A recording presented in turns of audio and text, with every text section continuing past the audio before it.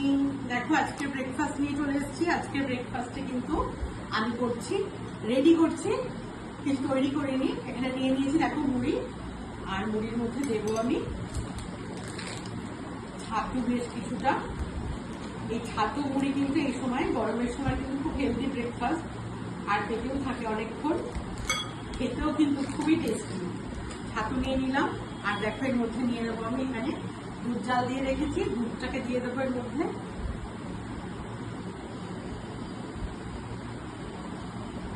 আর দেখো এর মধ্যে আমি দেবো আমটা টুকরো করে কেটেই রেখেছি, এই আমটা এর মধ্যে সুন্দর করে রেখে দেবো। আর আম পড়লে কিন্তু ছাতু মুড়ির মধ্যে কোনো মিষ্টি বা কিছু, অনেক সময় আমরা হানি ইউজ করি চিনি টিনি না খেয়ে, এখানটাতে আমি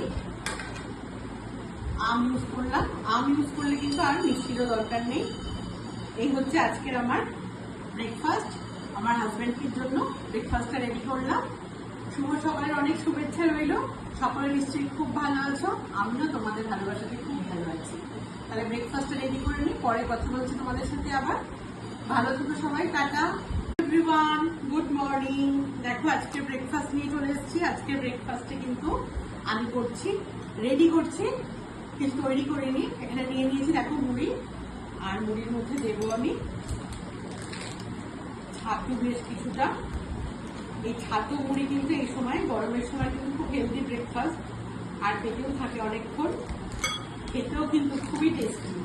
ছাতু নিয়ে নিলাম, আর দেখো এর মধ্যে নিয়ে নেবো আমি এখানে দুধ জাল দিয়ে রেখেছি, দুধটাকে দিয়ে দেবো এর মধ্যে।